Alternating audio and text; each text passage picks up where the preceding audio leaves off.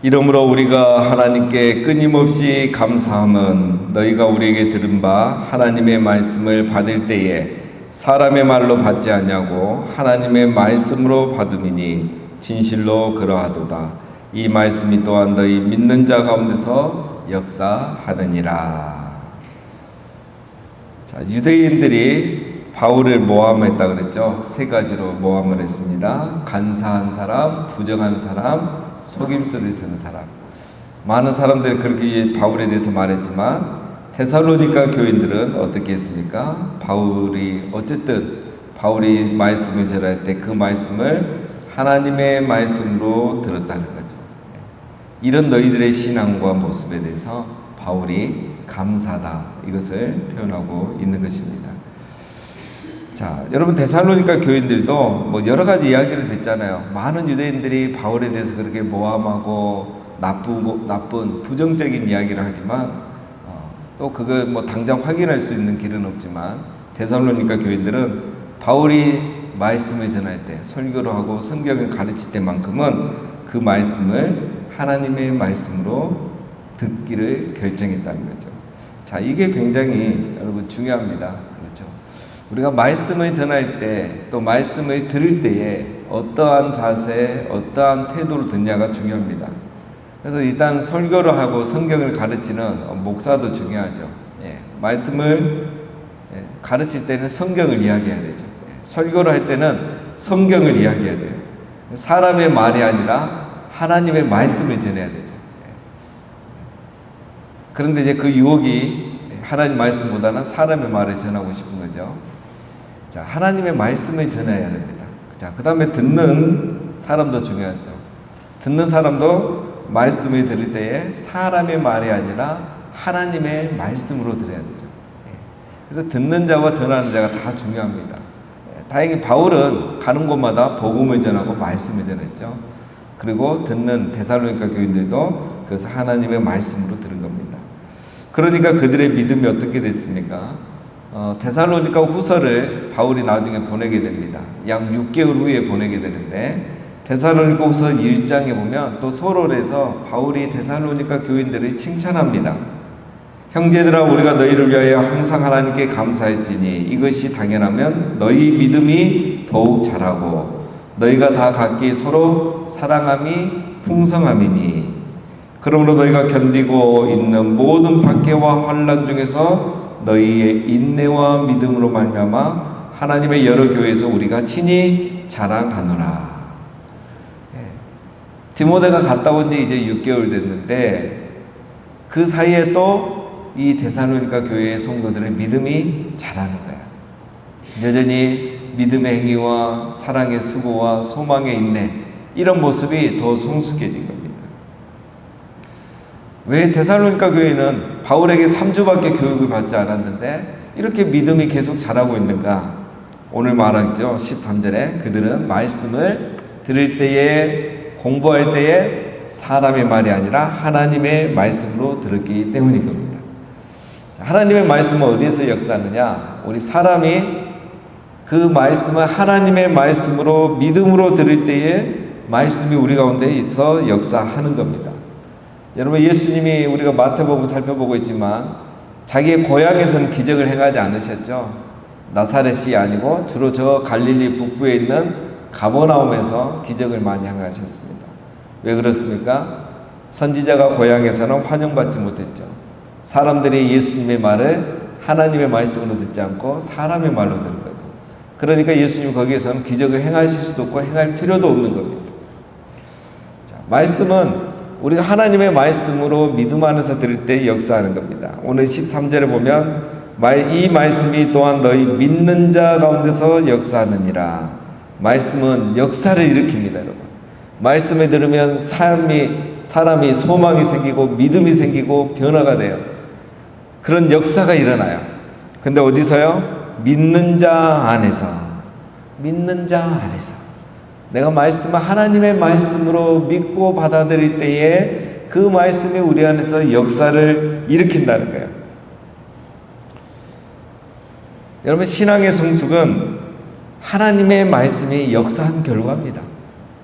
신앙을 어떻게 잘합니까? 믿음 안에서 역사하는 이 말씀 때문에 잘하는 거예요. 교회를 오래 다니고 이제 아는 사람이 많아지고 친교가 넓어지고 이러면서 믿음이 자라는 것도 있지만 그게 다가 아니에요. 그것만 있는 것은 진정한 믿음이 아닙니다, 여러분. 믿음은, 신앙의 성숙은 말씀의 열매입니다. 말씀이 들리기 시작한 사람, 그리고 그 말씀이 너무 송이꿀처럼 달달한 걸 느끼는 사람, 그 말씀이 너무너무 궁금하고 더 배우고 싶고 말씀을 들을 때마다 마음에 기쁨이 있고 평안이 있다는 사람, 참 이게 바로 믿음이 자라는 사람이에요. 교회를 10년 다녀도 이런 경험이 없는 사람이 많습니다. 이 말씀이 들려야 돼요.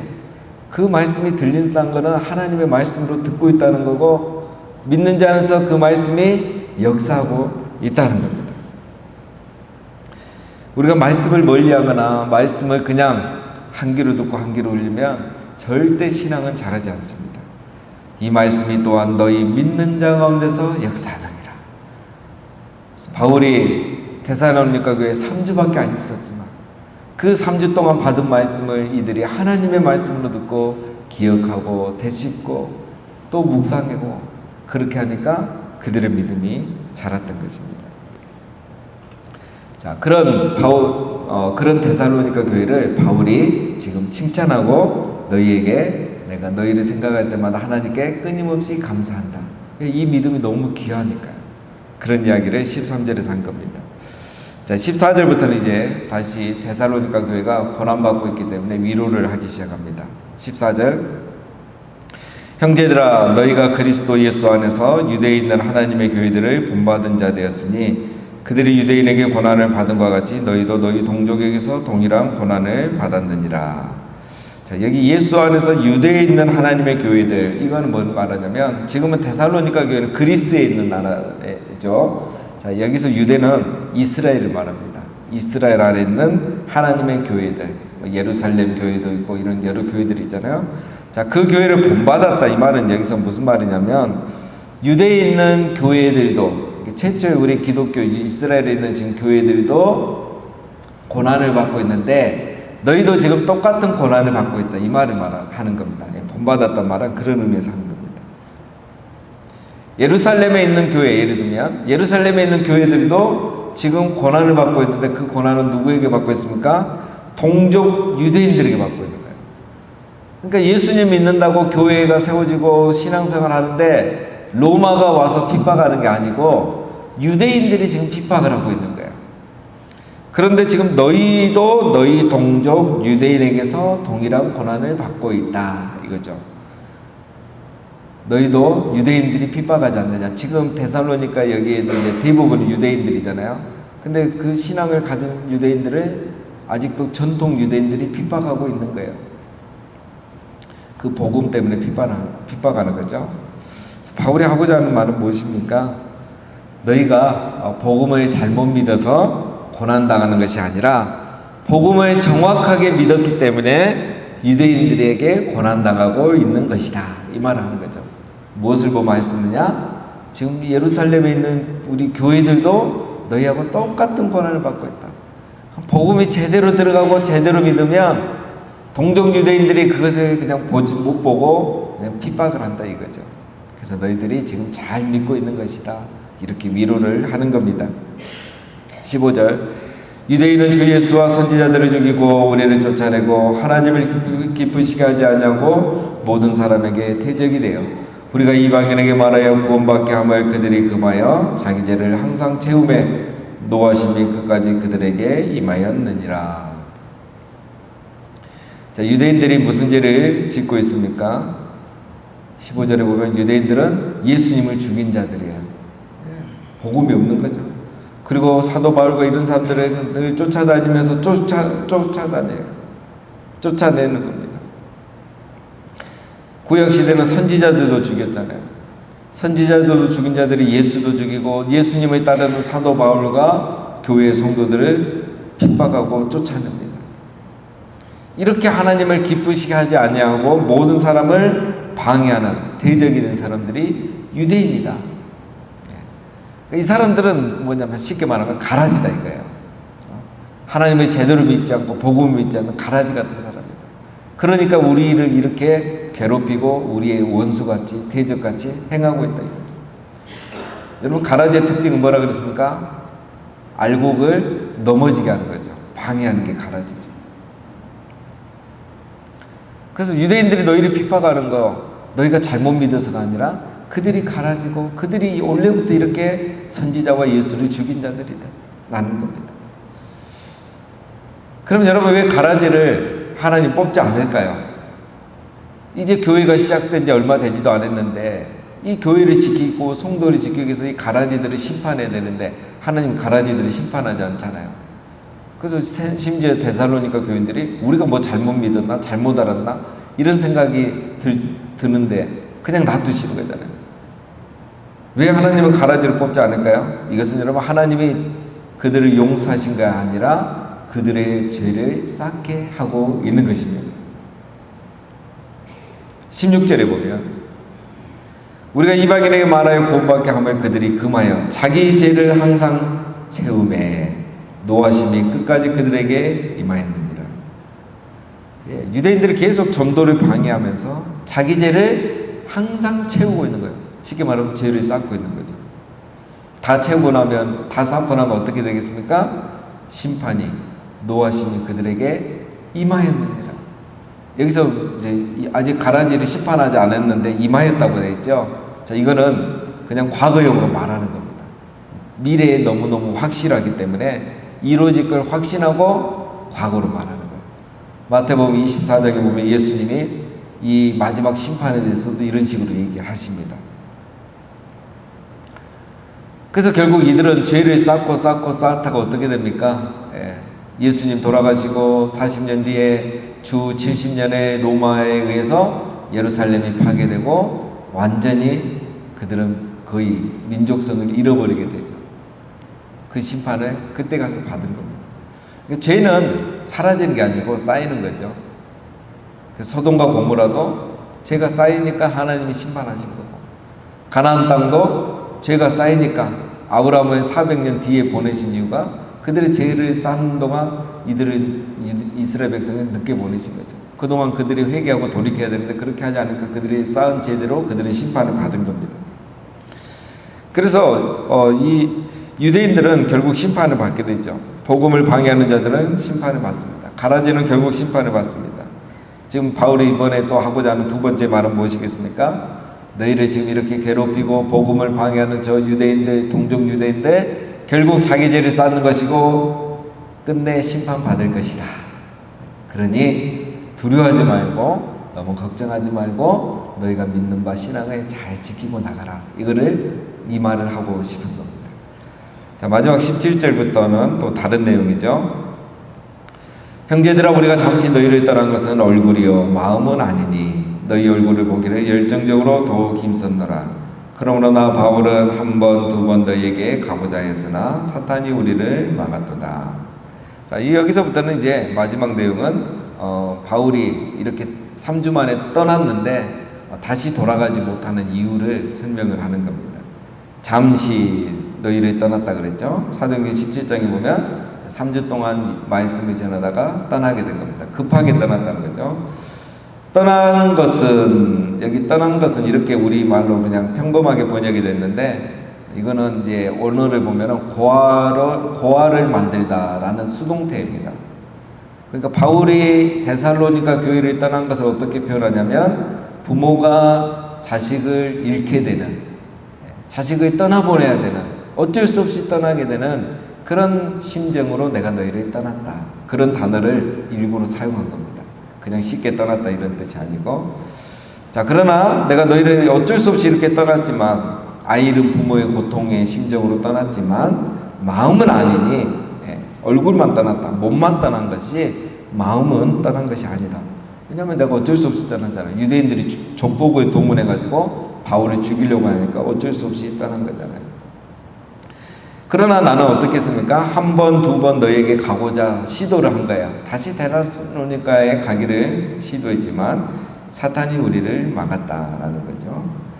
자, 바울이 여기서 말하고자 하는 것은 바울이 떠나게 된 것은 물리적이고 육체적일 뿐 마음의 떠남은 아니다 라는 거죠. 그래서 몸이 떨어지면 마음도 멀어진다는 말이 있지만 바울에게는 그렇지 않다는 거예요. 나는 지금 마음은 너희와 항상 함께 있다, 이 말을 하고 싶은 거고, 두 번째 하고 싶은 말은 내가 그 증거가 뭐냐, 재방문하려고 내가 한두 번 노력을 했으나 사단이 방해해서 결국 너에게 가지 못했다는 것을 알아주라. 유대인들이 계속 방해를 하니까 내가 너희에게 갈 수가 없었다, 이것을 알아달라는 거죠. 자, 그래서 바울은 이제 유대인들이 그 오해하는 그런 소문들을 이제 그걸 종식시키려고 하는 거죠. 봐라, 바울은 간사하고 부정하고 그래서 너희에게 복음 전하고 얼른 도망가지 않았느냐, 다시 오지 않느냐, 너희를 정말 사랑하면 다시 돌아오지 않겠냐, 이런 그런 소문에 대해서, 오해에 대해서 바울이 이렇게 한순간에 다 설명을 하는 겁니다. 자, 뭐 여기 보면 이제 우리가 하나 적용한다면, 여러분, 사단은 뭘 방해합니까? 복음이 전해지는 걸 방해해요. 바울이 데살로니가 교회에 한 번 더 가면 얼마나 좋겠습니까? 이렇게 말씀을, 하나님 말씀으로 듣는 교회, 이런 교회에 바울이 1년만 더 있으면 얼마나 놀라운 역사가 일어나겠습니까? 사단이 그걸 알고 미리 방해하는 거예요. 그래서 사단은 여러분, 복음을 방해하고 말씀을 방해해요. 사단이 다른 거 하지 않습니다. 복음의 역사, 말씀의 역사를 방해해요. 씨 뿌리는 비유, 사단이 방해하잖아요. 그 말씀 다 가져가 버리잖아요. 사단이 방해하는 건 말씀이에요. 왜? 말씀이 없어야 생명의 역사가 일어나지 않거든요. 변화가 일어나지 않거든요. 그래서 바울이 데살로니가 교회 가지 못하도록 방해합니다. 여러분, 사단은 다른 거 방해 안 합니다. 우리가 돈 열심히 버는 거 방해 안 합니다. TV 열심히 보는 거 방해 안 합니다. 게으르고 늦잠 자는 거 방해 안 합니다. 왜냐하면 그럼 방해 안 해도 잘하거든요. 절대 그런 거 방해 안 합니다. 사단이 방해하는 건 말씀이에요. 말씀에 관심이 없게 다른 거에 관심 갖도록 그냥 놔두는 거예요. 근데 말씀에 관심을 갖고 좀 열심히 해보려면 그때 사단이 방해하는 거죠. 이게 사단입니다. 자, 마지막 19절입니다. 우리의 소망이나 기쁨이나 자랑의 멸류관이 무엇이냐? 그가 강림하실 때 우리 주 예수 앞에 너희가 아니냐? 너희는 우리의 영광이요 기쁨이라. 바울에게 데살로니가 성도들 어떤 존재입니까? 바울에게 소망이요 자랑이요 영광이요 기쁨이다. 너희는 나에게 영광이요 소망이요 기쁨이다. 지금도 그렇고 예수 그리스도께서 재림할 때도 내가 뭘 자랑할 거냐면 너희들을 자랑할 거다. 여러분, 이게 너무 멋지지 않습니까? 내 자랑이 무엇인가? 내 기쁨이 무엇인가? 자, 여러분, 우리는 지금 뭘 자랑하고 뭘 기뻐하십니까? 또 우리 예수님이 다시 오실 재림의 그날에 예수님 앞에 뭘 자랑하시겠습니까? 뭘 기뻐하시겠습니까? 우리 예수님 오셨을 때 내가 자랑할 수 있고 내놓을 수 있는 게 그게 진짜 기쁨이고 자랑인 줄로 믿습니다. 여러분, 지금 우리가 사람들 만나면 막 자랑하고 싶고 내놓고 싶고 막 이렇게 뽐내고 싶은 거, 그거 예수님 재림하실 때 소용이 없잖아요. 그러면 그거는 진짜 기쁨이 아니고 자랑이 아니라는 거예요. 사람들이 아무리 부러워하는 거 내가 갖고 있다고 할지라도 그거 예수님 오실 때 내가 내놓을 수 있는 게 아니면 그거는 다 소용이 없는 거예요. 바울에게는 데살로니가 교인들이 영광이고 기쁨이라는 거예요. 이거 뭘 말합니까, 여러분? 예수 그리스도께서 오실 때 우리의 영광과 기쁨이 될 수 있는 것은 하나뿐이에요. 사람입니다. 사람. 건물이 아니고요, 돈이 아니고요, 소유가 아니고요, 사람입니다. 시간이 아니고 물질이 아니고요, 시간을 통해서, 물질을 통해서 사람을 세우는 것, 내가 나의 시간과 물질과 모든 걸 통해서 내가 세워놓은 사람이 하나님이, 예수님이 재림하실 때 기쁨이요 자랑이 되는 거예요. 그게 우리의 자녀일 수도 있고요, 우리의 새가족일 수도 있고요, 우리 주변에 있는 약한 자일 수도 있고요, 내가 제자 훈련에서 세운 우리 자녀들, 학생들, 다음 세대일 수도 있고요, 나 때문에 변화된 사람, 나 때문에 예수 믿은 사람, 나 때문에 말씀으로 새롭게 된 사람, 그런 사람이 1명, 2명 있다면, 10명, 100명 있다면 그게 바로 우리 예수님 오실 때 내가 내놓을 수 있는 자랑이요 기쁨이라는 것입니다. 그리고 그것이 진짜 면류관이 되는 것입니다. 바울이 그렇게 평생을 살았고 마지막 죽기 전에 마지막 생을 마감하면서 자기가 고백했던 말이 그잖아요. 내가 이제 의의 면류관만 받으면 된다. 그 면류관은 뭡니까? 자기가 세워놨던 사람들인 거예요. 사랑 여러분, 우리도 우리 예수님 오셨을 때에 정말 내 기쁨이요 자랑이요 면류관은 많은 그런 고백을 할 수 있는 우리 모두가 다 되시기를 주님의 이름으로 축원드립니다.